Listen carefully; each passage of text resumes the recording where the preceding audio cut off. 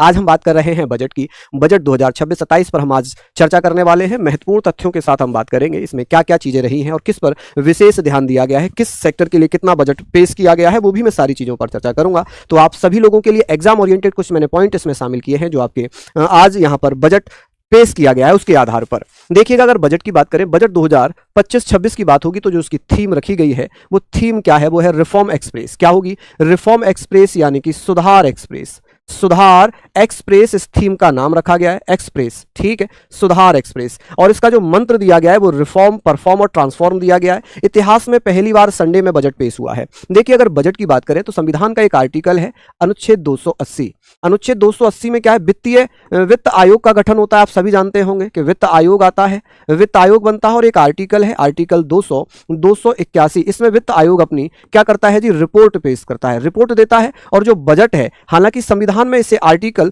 112 के तहत वार्षिक वित्तीय विवरण कहा जाता है। क्या कहते हैं? आप कहेंगे सर इसे क्या कहा जाता है? आप बताइएगा कि सर इसे वार्षिक वित्तीय विवरण, वार्षिक वित्तीय विवरण, ठीक है, वार्षिक वित्तीय विवरण के नाम से हम इसे पढ़ते हैं क्योंकि संविधान में बजट शब्द का उल्लेख नहीं है। तो अब जो 16वां वित्त आयोग है, जो 16वां वित्त आयोग है, उसने 281 के तहत अपनी रिपोर्ट पेश की थी। अब उन रिपोर्ट के आधार पर हम बात कर लेते हैं कि सर निर्मला सीतारमण जो भारत की वित्त मंत्री हैं, उनके द्वारा आज संडे में ये वित्तीय बजट यानी कि वार्षिक वित्तीय विवरण बजट पेश किया है।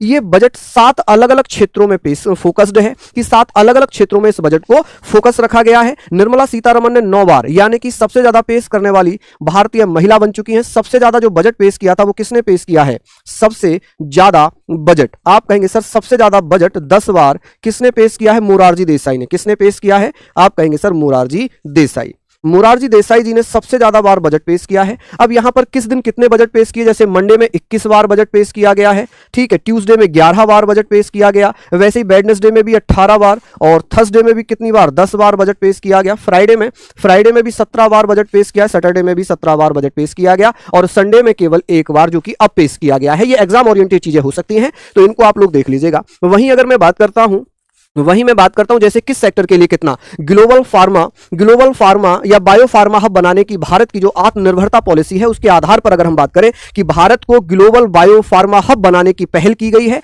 जिसके लिए 10,000 करोड़ रुपए आवंटित किए गए हैं। इलेक्ट्रॉनिक क्षेत्रों के लिए 40,000 करोड़ रुपए, MSME micro small and medium enterprises के लिए 10,000 करोड़ रुपए, छोटे उद्योगों के लिए 2,000 करोड़ रुपए, औद्योगिक विकास के लिए 7 लाख करोड़ रुपए, कंटेनर निर्माण के लिए 10,000 करोड़ रुपए, वहीं 1,000 सिंगल बॉन्ड के लिए 100 करोड़ रुपए आवंटित है। इंफ्रास्ट्रक्चर के लिए 12.2 लाख करोड़ रुपए बजट में आवंटित किए गए हैं। जो महत्वपूर्ण बिंदु है मैं उन्हीं पर चर्चा कर रहा हूं, ठीक है। अब आप लोग इसका चाहे तो स्क्रीनशॉट ले सकते हैं। साथ ही 2026-27 के जो कर्तव्य रखे गए वो 3 कर्तव्य रखे गए।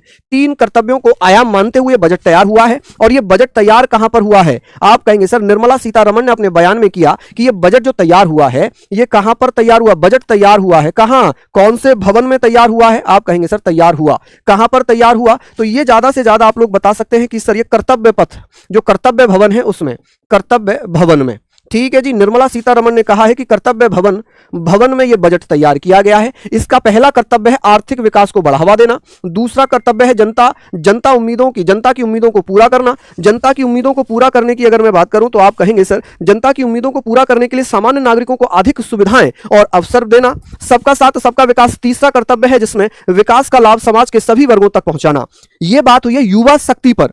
जो बजट 2026-27 पेश किया गया ये युवा शक्ति पर पेश किया गया है, या युवा शक्ति के आसपास इसका पूरा मॉडल रखा गया है। बात आती है महत्वपूर्ण बिंदु, जो जीडीपी के अनुमान थे कि जीडीपी घटेगी या बढ़ेगी, तो जीडीपी बढ़कर कितनी हो गई है? 7%। 2025-26 में जो वित्तीय घाटा था वो जीडीपी का लगभग 4.4% रह गया है। टायर 2 और टायर 3 शहरों पर फोकस रखा गया इस बजट में। 5 साल में नए राष्ट्रीय जलमार्गों का निर्माण किया जाएगा, जिससे मालवाहक व्यापार को विकास या विकसित किया जा सके।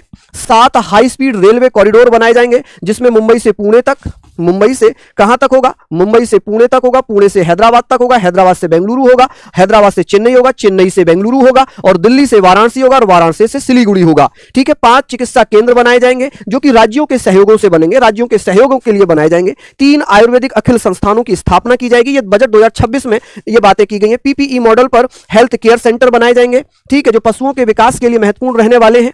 ये भी चाहे तो आप इसका एक स्क्रीनशॉट यहां पर ले सकते हैं। समझ रहे हैं आप मेरी बात। बात आती है 25 करोड़ गरीबी रेखा से बाहर आए हैं जो भारतीय हैं। भारतीय भैया कितने भारतीय 2026 के बजट के अनुसार गरीबी रेखा से बाहर आए हैं, तो वो 25 करोड़ हैं। कई मेगा टेक्सटाइल पार्कों की स्थापना की जाएगी, 3 केमिकल पार्कों की स्थापना होगी और 1000 ट्रायल स्थलों का निर्माण किया जाएगा। कैंसर दवाइयां सस्ती होंगी। कैंसर दवाइयां क्या होंगी? सस्ती होंगी। 5 यूनिवर्सिटी टाउनशिप के गठन का प्रस्ताव इसमें दिया गया है और हर जिले में एक महिला छात्रावास का निर्माण किया जाएगा।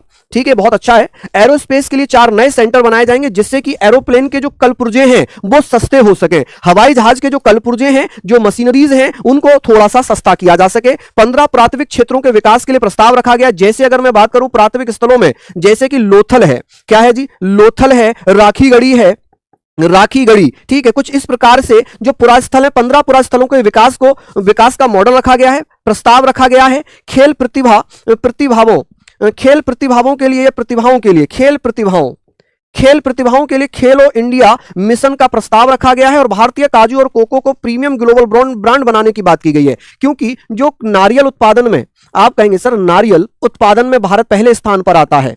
उत्पादन में भारत कौन से स्थान पर है? उत्पादन में भारत, आप कहेंगे सर भारत नंबर 1 है। क्या है जी? नंबर 1 होगा। ठीक है, तो यहां पर ये चीजें भी हमें पढ़नी पड़ेंगी क्योंकि क्या पता क्या पूछ ले। तो ये मैंने केवल इंपोर्टेंट फैक्ट लिए हैं। ठीक है, इसकी डिटेल वीडियो आज शाम को विनय सर लेकर आएंगे। ठीक है, मेन चैनल पे भी, रोजगार वेद अंकित यूट्यूब चैनल पे भी और RWA रेलवे एग्जाम पर भी। समझ रहे हैं आप मेरी बात? आगे हम बात करेंगे। यहां लिखा दिव्यांगजनों के लिए कौशल योजना की सौगात दी गई है कि भाई दिव्यांगजनों के लिए कौशल योजना शुरू की जाए। ईस्ट कोस्ट औद्योगिक कॉरिडोर का प्रस्ताव इसमें दिया गया है। सभी जिलों में ट्रामा सेंटर बनाए जाएं और फिलहाल के लिए 50% जिलों में तो कंपलसरी है कि ट्रामा सेंटर बनेंगे। पूर्वोत्तर राज्यों में 5 पर्यटक स्थलों का निर्माण किया जाएगा और 1 अप्रैल 2026 को इनकम टैक्स का नया अधिनियम लागू होगा। 1 अप्रैल से फॉर्म स्टार्ट होगा। विदेश यात्रा पर TDS घटाकर अब केवल 2% कर दिया गया है कि विदेश यात्रा अब सस्ती हो गई।